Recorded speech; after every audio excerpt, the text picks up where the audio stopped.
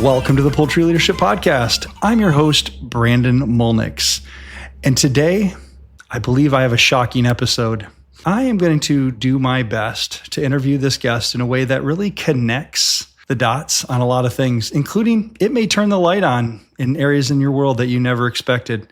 Because on the podcast today, I have Cody Pommer from Interstate Electrical, and I'm super excited. I've worked with Cody a lot over the years on different projects, and when it comes to electrical safety, this is the guy. So Cody, welcome to the show. Hey, hi Brandon. Thanks for having me here. Hey Cody, can you introduce yourself to the audience, tell them a little bit about your background and kind of just who Cody is? Yeah.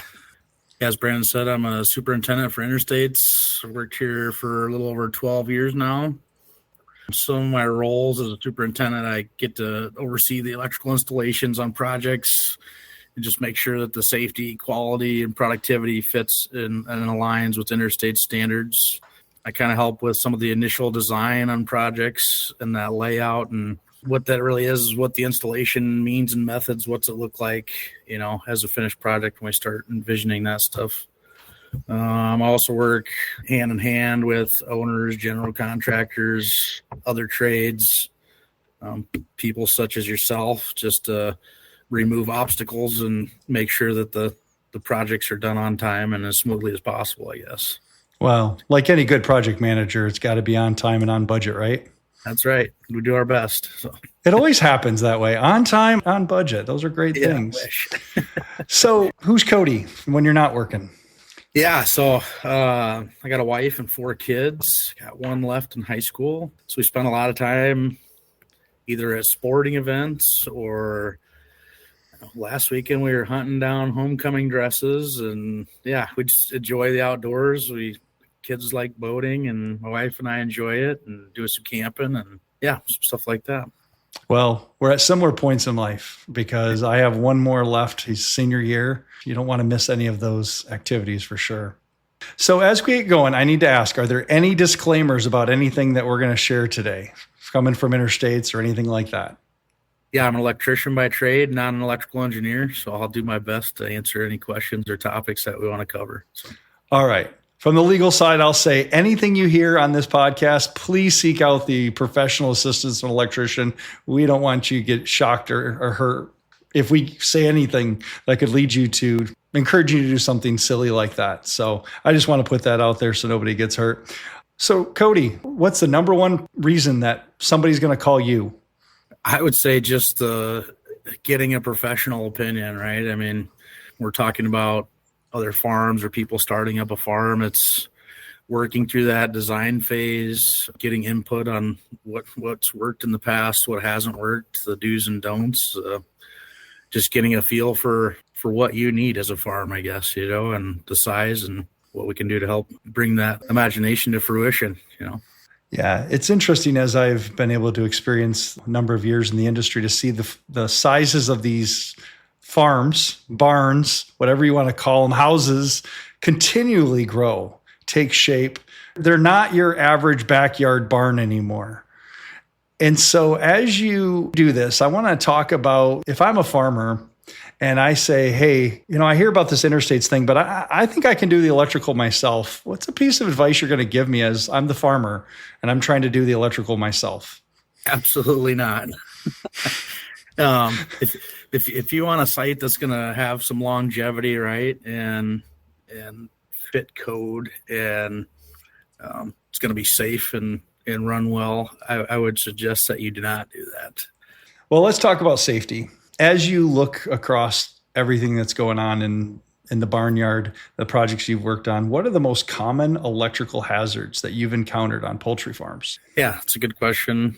There are a few different things. I'd say one of them is probably untrained staff trying to fix electrical equipment or work in panels. And some of them guys are just there, might be overnight or whatever, trying to make sure stuff's running correctly and something breaks down. But what you'll tend to see sometimes, guys that aren't qualified doing that, is maybe they leave some loose connections or not getting a relay put back in where it needs to get put back into, or searching through some wiring and cut some zip ties, and then the zip ties don't get put back in there, and then it looks less desirable, I guess. Why do looks matter when it comes to electrical panels? Well, The looks are important to me for sure, but I'd say the safety side of it, right, is when we start getting wiring hanging out of wireways and panduits and places that are supposed to contain the wire, right? It just creates another hazard with stuff hanging out there.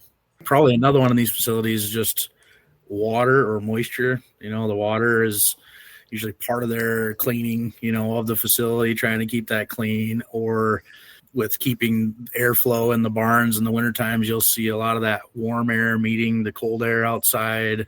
Yeah, a lot of freezing and re-thawing at times. I mean, just dust and debris.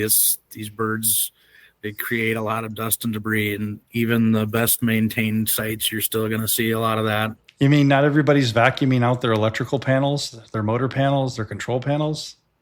I would say most are trying to keep up with it, but even that, like I said, even some of the best ones, it's hard to keep up with that amount of dust. Okay. You mentioned a number of different hazards. What are some of the things that, you've seen or done to help mitigate some of those issues? Yeah. So like the water, we're going to use watertight fittings, making sure we're using the correct NEMA ratings on panels and equipment. So it's it's going to be gasketed and seal out that water and moisture. Interstates has a standard of making sure we put in low point drains, so that we put a drain at the lowest point, say in the conduit system or the wiring, to make sure that if there is moisture it gets in the conduit system, it's going to drain away from the electrical components and some of that stuff. Another way is making sure that we're using GFCI protection, which is a ground fault circuit interrupter. Basically, this is going to protect against electric shock, and that compares the current flowing in and the current flowing out. As soon as that detects a loss of that current, which would be through either a ground fault or through a person, it's going to trip that circuit. So that's a big help in the industry. Talking about dust and debris, I'd just say just regular preventative maintenance and cleaning, and just having that scheduled sealing of electric rooms the best you can. If we got wall penetrations or anything like that, sealing that with fire pillows or fire caulk, and you seal those up the best you can. It's going to help a ton, but you're still going to get some dust in there. So as these barns have continued to evolve, a lot of times you'll get into a remodel where they didn't have an electrical room.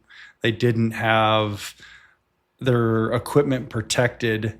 Speak to the value proposition of an electrical room or somewhere where that electrical equipment is not out in the day-to-day.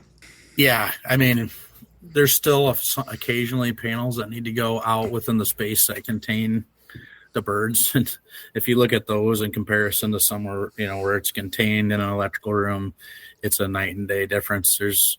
It's going to affect, I think in the end, it's going to affect the longevity of it, right? Especially if you're talking about like VFDs, they need air flow. It's going to pull in dust as the fans kick on there. Yeah, I'd say the longevity of your electrical equipment is really the biggest effector. And then not to mention the risk of fire, right? If you're piling up dust on electrical components, stuff gets hotter, risk of explosions, that type of stuff. It's interesting because as houses continue to, I'm going to say, age, there's certain things that don't particularly age well in houses. And it seems to be the forgotten thing of grounding. Can you talk a little bit about what proper grounding looks like and why that's a major issue in, I'm going to say, more aged houses?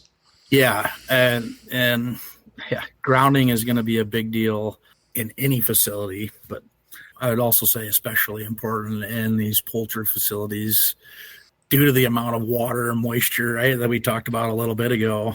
What this is going to do, it's going to prevent shock to people and the birds themselves, or I guess, whatever type of ag facility you're at. It's going to make sure that normally non-energized metal parts don't become energized if they would inadvertently come in contact with an energized wire, right? It's going to trip that overcurrent protection and open that circuit, so it protects the animals and people, right? A couple other things. It can prevent stray voltages, right? So it'll safely drain these stray voltages to ground. I'd say birds or any animals can be sensitive to those really small leakage voltage or currents, and proper grounding and bonding is going to just take that stuff to ground.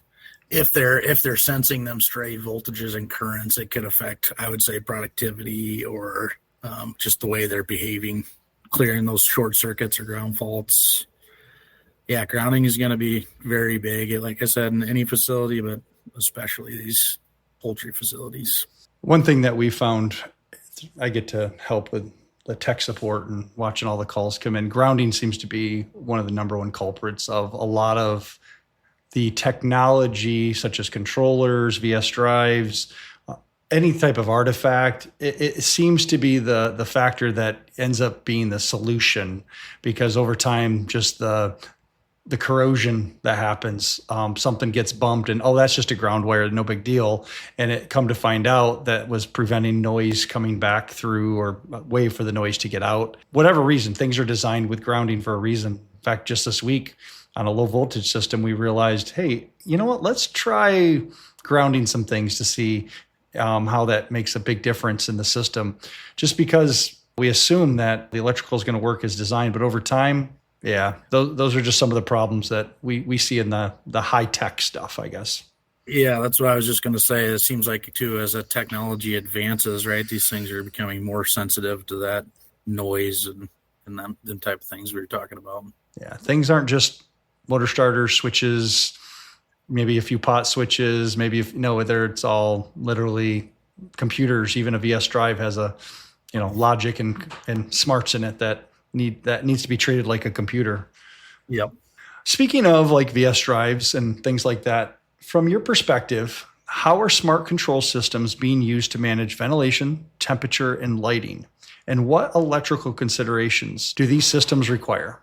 In my opinion, they're being used to provide, these optimal type of growing conditions, right? They're able to fine tune each barn or each floor based off of the data that they're getting, or compared to, I feel like in the past, these systems, just energy consumption regulation now at this point, like now they're running at lower or higher RPMs, say fans are, based off the temperature within certain locations within each floor, rather than fans running at full voltage all the time. Even accurately counting eggs, right? Like Prism's new egg counting system is getting more technological and able to do better counts on that.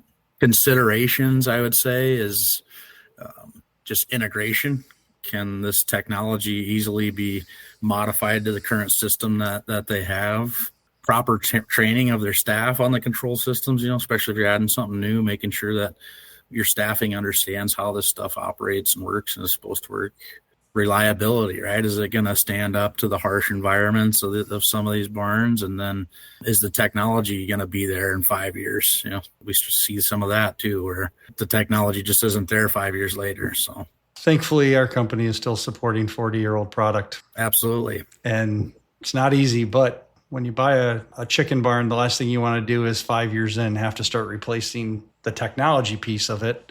You kind of want it future-proofed, and that's a big deal for any type of business, because technology does change. It does evolve. You mentioned a couple of really big factors like electrical consumption, energy usage. If you can save just a little bit every day at these farms, it's a big deal at the end of the year on the bottom line for these farmers. And so that's a huge thing.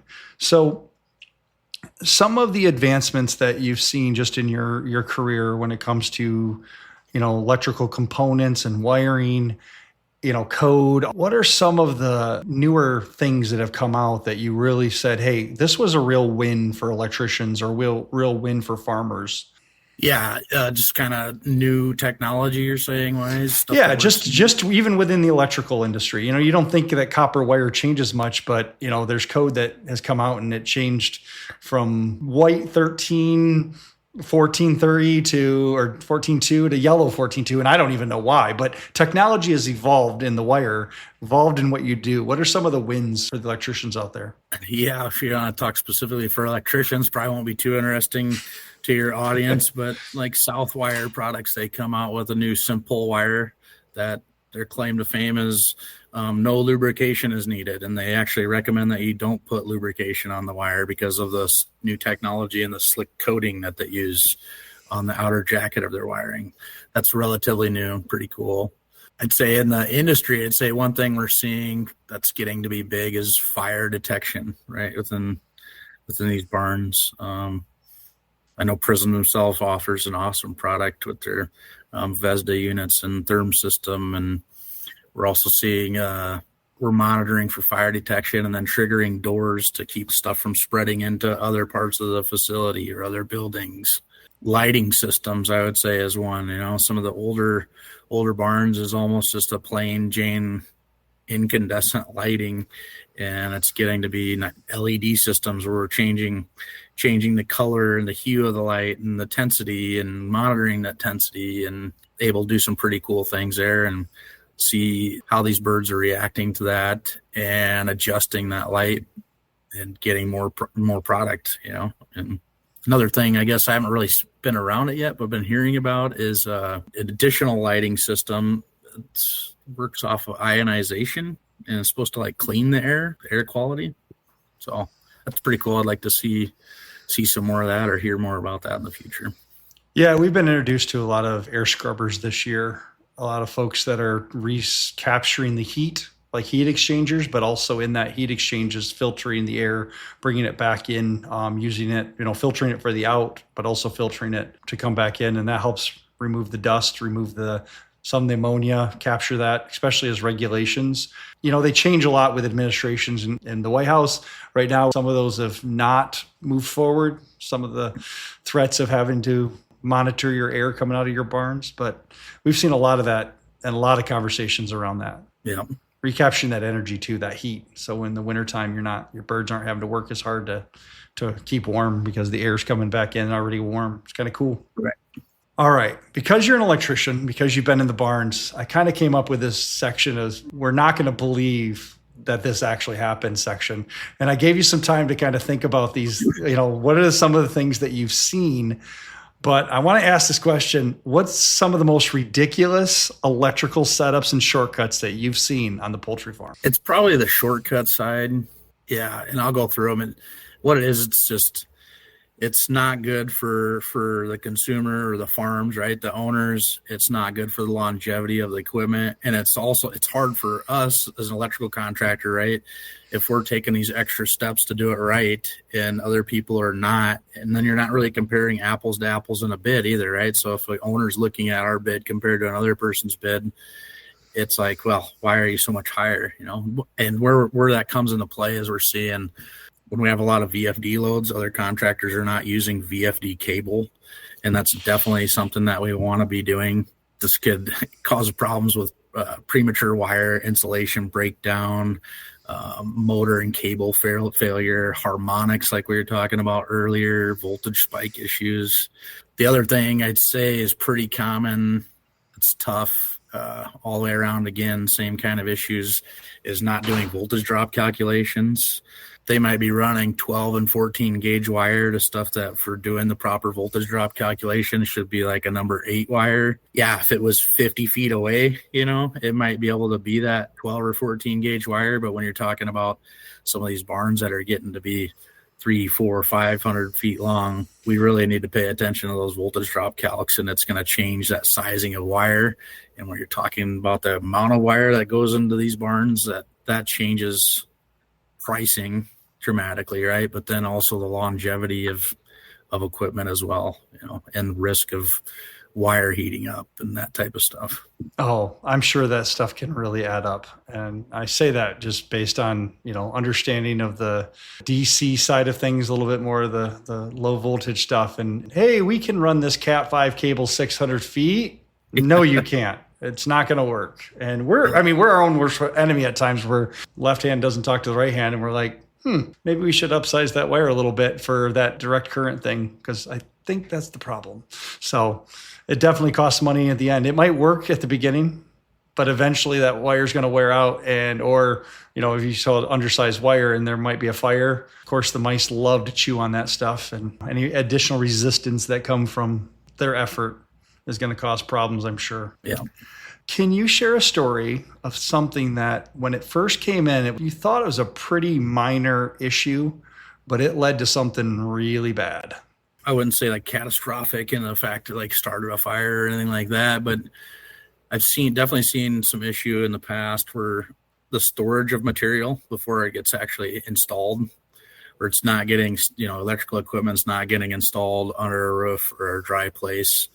And you start getting some moisture and wetness inside of stuff that shouldn't have it in there before it's even been installed or commissioned. You may have brand new motors that just aren't working. And then that gets into the battle of, is this turning this to the vendor? What do you do? That, I would say, yes, that's probably one big thing that might seem pretty minor, but when you're talking about hundreds and hundreds of fans or hundreds of whatever feed motors, whatever it may be, just if we're going to store it outside, not in a dry place, make sure it's rated for that, I guess. So. You are speaking to one of the biggest challenges I had when I first got into this industry, is finding pallets worth of control equipment out in the middle of a field completely during a monsoon. And it's like, yep, I bet you the life of this product is not going to last very long. Sure enough, it didn't. So definitely creates a problem. What's the most common do-it-yourself fix that you see on the farm? My biggest pet peeve is wire nuts, like wire nuts in like raceway, like Panduit panels or anything like that. Whether a wire got either damaged or something changed within the control system and it doesn't go to a relay anymore or something, but somebody will just take 2 wires and pop a wire nut on it. That drives me nuts. You're just creating a point where something could easily come apart and cause problems for everybody. A huge headache that could easily be avoided. I'd say if you run in those situations, either re-pull it, and if you can't re-pull it, use an irreversible crimp. So like Interstates, we use what's called a Buchanan crimp. You cannot undo it without physically cutting it apart. So you're going so much deeper than I thought you'd go. I figured you'd see a lot of black tape on instead of wire nuts on those wires. I'm glad that I don't really see that. So you haven't done enough remodel work. Even at my house, I found that 100-year-old house, and that's what I found for wire nuts in most of the boxes. Oh, wow. I have seen that in residential. Black tape wire nuts. All right. Future of poultry electrical. How can farmers today prepare themselves for future technology advancements? I would say getting to the professionals, right? Talking with the Prisms and talking with the Interstates and getting them involved and figuring out how to evolve their systems and work as a team to get those advanced and as they feel necessary, right? What do we want to do here and work together? How can we make this happen, right? So the other thing I would say is just discussing potential changes early on in a project. Say we're starting to build a new facility and you think maybe 2 years down the road you might make this change or might want to add this. There's stuff that we can do early on that be little to no cost or much easier. Plan for that ahead of time during the design phase to reduce rework and cost escalation. I'm in complete agreement. As the guy who usually gets called last on the project, very little opportunity even to say, hey, what's the future? How many houses you're going to do? What's the site hold? All these questions. And then go, yeah, we designed exactly what you asked for. Yeah, then the next quote comes in and the next quote comes in and the next quote. And you're like, yeah, we would have probably designed it a little different than that. Yeah, absolutely. And like I said, if we know up front, it'd be very little to no. Sometimes there might not even be any cost difference, being prepared for stuff in the future. Oh, yeah. I mean, that's a big one. So I'm new to farming industry. I'm new. I want to build a farm. You've already talked about a few things. Is there anything else that you would share with me? If you were the first person I called after I was able to lock up my contract and get some birds on order and said, hey, I'm gonna get into this whole poultry thing. Cody, what advice would you have for me? I would absolutely get a hold of me and we'd talk with our engineering, but probably one of the biggest things we haven't discussed, right, is redundancy. Like what happens if we lose power, utility power, we're talking backup generators, we're talking any of that type of stuff. The better we can be prepared for the unexpected, the better off we're going to be if something does happen that's not planned. just ensuring, we talked about it, touched on it a little bit, ensuring that we have a good maintenance schedule. If you're unsure what a good maintenance schedule looks like or what that should entail, contact the Prisms, contact the Interstates, lean on your electrical contractor to help you come up with that if you're having trouble with that. Electrical safety wise, staying current on your arc flash studies and labeling as you add new loads and stuff like that. I want to make sure that we're keeping up with that. For one, we need to do that by NFPA, right? Just have that labeling on there, but that's going to ensure that your staff knows the proper PPE when they're getting inside this equipment, their safe working distances and boundaries and incident available energy that's available at each piece of equipment. Another thing that's going to save you is peak demand, right?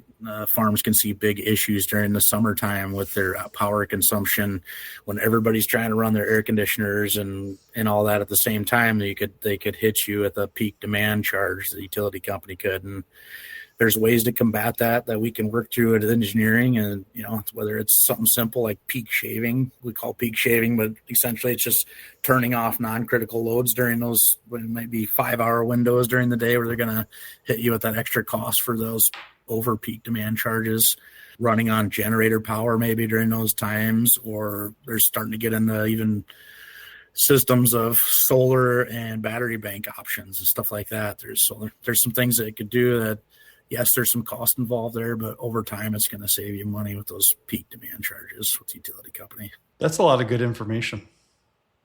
That is a lot of good information for a new farmer. In fact, I learned something there new myself about a lot of that peak energy stuff and the technology around automating that. It's not like you want to go out and flip the peak energy switch and, that's what you pay somebody to do every day.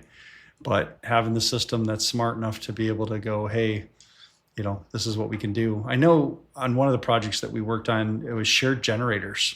Instead of having one generator per house, you guys were able to kind of put that load over a number of houses. Can you speak to that at all? Yeah. So the idea is to more redundancy, like we talked about. So rather than relying on one generator or two generators, we got 4 or 5 generators per, four buildings. You got more redundancy there. You got, less wear and tear on each generator, right? And then, so like basically every one would have an extra generator. So even if one broke down, you could still run. And it did have the smart capabilities to switch between them and try to keep the hours even on those. And that was a CAT product. So far, so good. It's amazing how many other industries have provided really good ideas and technology for the poultry industry. Whether it's egg production, broilers, turkeys, a lot of good information coming from those other industrial complexes, so to speak, because you're wiring more towards what I'm going to call industrial standards versus farm standards, if I'm not mistaken. Is that correct? Yeah. Yep. I would say Interstates is probably more heavy in the industrial and heavy commercial side. No pun intended, but not to put all of our eggs in one basket, trying to be a little more diverse and diversifying some in what we do. So any last advice for the poultry industry? I guess I had a question for you. I want to pick your brain a little bit, Brandon. Yeah, no problem.